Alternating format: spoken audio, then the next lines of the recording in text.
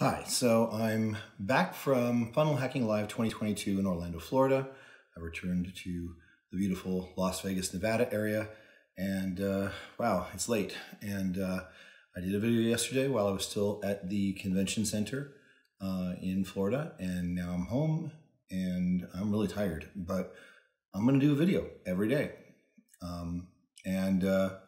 So here's what I've been thinking about today. And as you know, my big subject is getting people to learn to think better. In fact, people ask me what the subject of my podcast, this podcast, Beware of Wolf, is. And I tell them it's about higher thinking. And, what do I mean by higher thinking?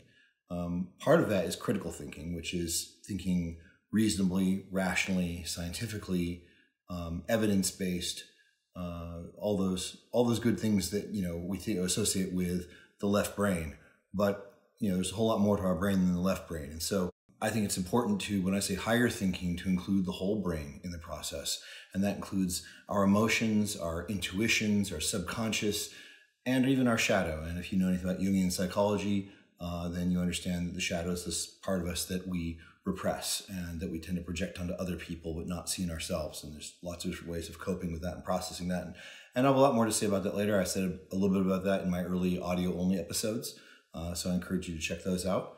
Now I'm doing video. If you're hearing this on audio only, you're basically just seeing me sit in my living room. So there's not much to see visual-wise in most of these. But if you're on YouTube or another video channel watching this, then hey, this is where I live. So I'm going to be talking about emotions sometimes too, because I think that's part of what higher thinking is. So let's talk about one of the most primal emotions humans experience, and that's fear. So what are you afraid of? We all have fears, and some of us face our fears, some of us avoid our fears, some of us, thrill to our fears. We all have fears. So what I'm going to try to do is show you how I think you can see fear in a very positive light, because my basic working model of emotions, and I'll talk about this a lot more in future episodes, is that emotions are reasonable. That is, there's always good reasons for emotions. Now, they might not be, the way emotions are triggered or expressed in a given circumstance might not be appropriate. It might be disproportionate. It might be out of touch with what's actually happening right now or reality. But emotions themselves all exist for reasons. So obviously fear exists for a good reason. Anger exists for good reasons. And so fear, its natural good reason is it's self-protection. It's to protect ourselves from things that could harm us. One of the things that came up a lot at Funnel Hacking Live this year is the hero's journey, which of course Campbell wrote about, and people like George Lucas used a lot in Star Wars. But you're familiar with it. The hero hears the call to adventure and then goes off on an adventure, off into a world unlike any he'd known before. Campbell calls that the supernatural world, and slays dragons, rescues princesses or whatever, and then eventually returns a changed person and brings back some kind of treasure from the supernatural world back to the original world. But more fundamentally, the hero himself or herself is transformed, is no longer the same person they were when they left. But early on in the hero's journey, there's a phase where the hero hears the call to adventure and refuses it. And if you look at, for example, Star Wars, Obi-Wan Kenobi, Ben Kenobi invites Luke to go along to carry the message of the Death Star to the rebels. And Luke just says, no, I can't. I'm a farm boy. I've got work to do here. I can't go. And it's so far away anyway. And in The Hobbit, the dwarves and Gandalf all show up and they have their party, their unexpected party, and they recruit Bilbo, or try to recruit Bilbo as their burglar, and he's having none of it. But in the morning, he has a change of heart. But what is this having none of it? We all hear this, and I'm on my own hero's journey as well. You probably are as well if you're listening to this. And what is the refusal of the call in our case? I think the refusal of the call is always based on a sense of inadequacy, that I'm not right for this job. I'm not the one to step up. I won't do well. I will fail. I'll bring shame on my community. I'll look ridiculous. I'll get canceled, whatever it is. But I'm not the right one. And go find somebody else. I'll just watch. And so when we feel this inadequacy, I think it's important to recognize it. But what do you do with it then? At Funnel Hacking Live, I saw a whole bunch of excellent speakers, very like TED Talks, but all broadly on the subject of marketing, but not just marketing, but personal development, because many of the speakers are coaches. They help business people and people who just want to improve their lives. And most of them have very inspirational personal stories. They've come through a lot of very tough circumstances, having been abused as children, or having been into addiction, or just drifting through life. And they've arrived at a place where they're actually worthy to be on stage in front of thousands of people. There were like 7,000 people at Funnel Hacking Live, because now they've made millions or tens of millions of dollars. They're doing charitable work. They're doing all kinds of amazing things in the world, and they're living proof that you can do far more than you have been doing. And in that sense, they're all heroes. I met somebody this morning. Funnel Hacking Live ended 2 days ago. Yesterday, it was kind of their cleanup day, go home day. And then today I got on the plane. And I was having breakfast with my son in the hotel restaurant. And it was mostly empty. A woman came and sat down near us, a very attractive woman. I thought she was about in her 50s. She sat down. We just struck up a friendly conversation, her, my son, and I. And it turns out that she is quite a well-accomplished entrepreneur at this point. She apparently had a huge setback in her life when she suffered a severe spinal injury. Spent, I'm not sure how long recovering from it. She was walking fine, but clearly it was something that was a huge setback in her life, changed her career. I'm not going to go into details about exactly who she is. In fact, I gave her the name of my podcast. I hope she'll watch it, because that's part of what started the story. She asked me what my podcast is about and got me really thinking. Anyway, she started a line of skincare products, all natural, and she's making 7 figures a year now. And that's inspiring. She started from scratch with nothing. And, the fact that she can do this now is amazing. What surprised me was that she said that she was really fearful of public speaking. And of course, we just all come through several days of watching public speakers who were all successful entrepreneurs talk to an audience. And I knew, based on what she was telling me, that she could do this too. She clearly was afraid of the possibility of getting up in front of thousands of people. And I'd asked her if she'd ever done any public speaking, and she hadn't really. I said, I know you can. You have a pleasant personality. You look good. In fact, then she dropped a bombshell on me. I said, I said, obviously your skincare products work. She said, yes, they do. I'm 75 years old. I went, what? Because, like I say, I had put her at about 50 years old, and she looked really good for 50 years old. Well, she looks absolutely fantastic for 75. And I'm like, wow. I think everybody I know should start using these products. But anyway, but that's part of the hook of her story as well, is she's a living example of what good care for your body and your skin and all that can do. And that's the kind of thing that inspires people. So even though she's basically earning, 7 figures a year, she's got these fears. And these fears, and here's the secret I want to impress you with, which is that, to me, fears have always been that call to adventure. You recognize the call to adventure because you feel the fear, because you feel, what if I'm not good enough? And to her credit, she's basically recognized that in herself. Fear of public speaking is actually a fear of social rejection. And as I said, emotions have rational reasons behind them. In a tribal society, which, we all have the roots in our minds of tribal life because we've evolved in that society. Modern society, with all its alienations and so on, is relatively recent in human history. But in tribal societies, if you were rejected by your kinsmen, it could be a death sentence. And one of the things that could get you rejected is to bring shame on your tribe, to do something that was basically unforgivable. And so people rightly feared bringing shame onto their tribe. And so when you get up there on stage and you're doing public speaking, and I have spoken in front of several hundred people, you feel like if you make a big mistake, that could be the end of it. You'd never get invited back. People would not pay attention to you. And in fact, the best advice I've ever heard about public speaking is that, when you get up there, realize that everybody who's there came to see you. They want to hear what you have to say, and they're rooting for your success. And if you get up there and you really feel like you have something valuable to say, then they'll listen, and they'll appreciate it, even if you're not perfect, especially if you're not perfect. I also heard some other great advice from people who specialize in coaching people on how to use YouTube. That I was listening to a woman talk to a YouTube expert about doing her podcast, recording her podcast late at night, and just recording audio only. So why are you doing audio only? And she said, well, the house is dimly lit then, and my child is in bed. I'm kind of speaking kind of quietly. My hair's up. I don't really want to present myself to the camera. He said, that's what people want. They want people who are real. And that really impacted me. In my first episodes of this podcast, I wrote them, I performed them, I made sure all the little flaws were edited out. It sounds like National Public Radio or something like that, I think. And I'm still very proud of those episodes.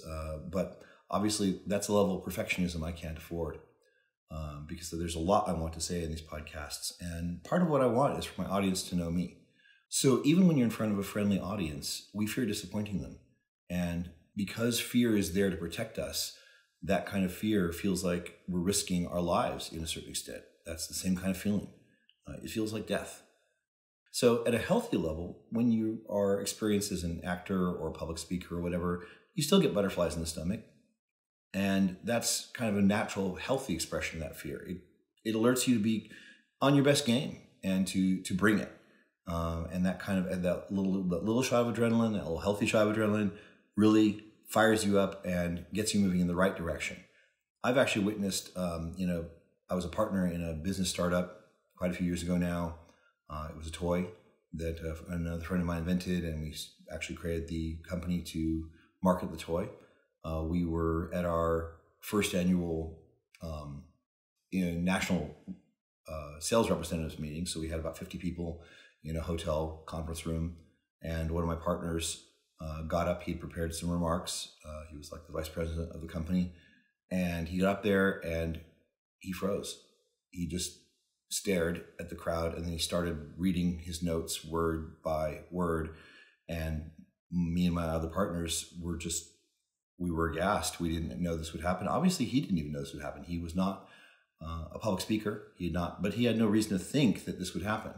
And he hadn't rehearsed. We hadn't done any other kind of public speaking. So he continued reading slower and slower, and finally paused, looked down, and then said, "I have to leave." And he walked out of the room. And we partners followed him out of the room, and he was in the hallway leaning against the wall, just kind of gasping for breath. And we kind of took some minutes to calm him down and let him relax a little bit. And at first he was saying, "I can't do this, I can't do this." And we said, "You don't have to do it, but we can. The rest of us can go in there and finish for you." He said, "Well, no, wait, give me a minute." And he did. He got control of himself, and he went back in and he finished it. And I was very happy he did that. I'm not going to say I think it was a breakthrough for him, because he hadn't realized this before. Sometimes if you know that you're kind of prone to that kind of fear, it makes you never want to engage at all. It makes you never even want to walk up to the lectern or onto the stage. And a lot of people avoid it just because they know they're fearful of it. But again, my point is, when you feel that fear, it's a call to adventure. When I was 16, 17, I'd learned how to drive. I grew up in Los Angeles. And I would borrow my parents' car and take it down to Santa Monica Beach. And on Santa Monica Beach, they had gym equipment in the sand.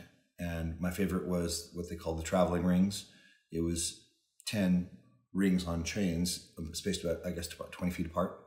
And there was a post at the beginning, like a stand at the start, and you'd swing off the stand, and you'd swing from ring to ring to ring. This wasn't the little ones they have on like school grounds or playgrounds. This was like full adult-sized traveling rings. And I got to the point where I could go all the way down, all 10, and all the way back. And for a flourish at the end, you actually swung around the stand that you leapt off of, and then went back and down and again. And that was a lot of fun. And some people, did tricks, a lot of spins and so on and so on. I never got that fancy. But one time I actually hit the stand, and I fell off, and I hit my foot hard on the concrete that the stand was set into. And, I limped away that day with my, my foot and my pride hurting. And I was determined to come back, but it was like a month of coming back every weekend before I could go around the stand again. And it still felt kind of weak because I was afraid, because I hurt myself. And but I was determined that I would recover, and I did get back pretty much everything I'd lost. But it took some time, and it took a determined effort, because I wasn't fearful before, and then I became fearful. And that again was something, was I going to let the fear beat me, or was I going to transcend it? And it was tough. It was tough, but bit by bit, I did transcend it. I think that's the important thing about fears. If you are afraid of something and it's not something that's going to actually preserve your life, some people are afraid of air travel, some people of spiders, whatever, or public speaking, and you're not literally in danger of dying. And so the best proven methods for dealing with fear are to expose yourself a little bit by bit to whatever you can handle. My friend who I met today, who I had breakfast today, she said that when she gets home, she's joining Toastmasters, which is an international organization that teaches people public speaking, that trains people in public speaking. I've had a little bit of similar training myself. And it's a great experience, because they work you up from nothing, having never publicly spoken before, to a very accomplished public speaker, and they do it in a very kind of gradual way. So I definitely recommend training in whatever it is that you are fearful of. If it's public speaking, join Toastmasters or make a YouTube video or something like that. If it's spiders, just think about spiders, or look at a picture of a spider. Check out a book from the library about spiders and read about spiders. It may creep you out. It probably will, but go at whatever level you can handle. And over time, you'll actually become more, desensitized is what the term they use. But I like to think it's courageous, because you might still feel, nobody really likes, maybe some people like spiders, but I don't particularly like them, but I'm not also particularly afraid of them. And over time, I think that almost anybody can reach that point too, whatever the stimulus is, whatever the phobia is. So, but the proven way to master your fear, to slay that dragon, to get back to the hero's journey phase, is to make the leap, even if it's a little leap at first, because like in The Hobbit, Bilbo was tested a lot of different ways before he finally, found himself face to face with the actual dragon. And if you look at any hero's journey, when the hero finally accepts the call, they're still not ready to face the final tests. And it takes time and practice to become that finished hero. We all start out green, and I'm still at that stage here. I'm a master at certain things in my life. I've mastered a number of things. I've not mastered making YouTube videos. I'm starting raw here, actually. I was hiding behind written words. Well, now you're just seeing me. And everything I've heard says it takes over 100 episodes to find your voice. I've committed to doing a year's worth every day. We'll see. I've often really admired, for example, webcomic creators. When you look back in their archives of webcomics and you look at the earliest comics and how crude they are, how crudely drawn, how, the writing, the state the writing's in, then you jump ahead and you see how much more polished they are, how much more confident the art is, how much, how they've hit their stride in terms of their characters and situations. These things don't happen overnight. The only way you do it is by doing it. For me, my commitment to making one of these videos every day is my own confrontation of the dragon that's sitting there taunting me and saying, you're not good enough. I have to be, because as I've heard some people say, there's a world to save, and there's a lot of bad thinking out there, and the world needs people who are willing to step up and say, hey, learn to think better, and all of us will be better for it. If you resonate with this message, please leave a comment. Tell me about your fears. Tell me about what you're doing to overcome them. And come back tomorrow. Watch my next video. Good night. Learn more about the world's premier critical thinking tool, Flying Logic, at flyinglogic.com. Help spread the word by rating and reviewing this show on your favorite podcast platform. Discuss this episode at bewareofwolf.com. and keep raising the bar, whether the world likes it or not.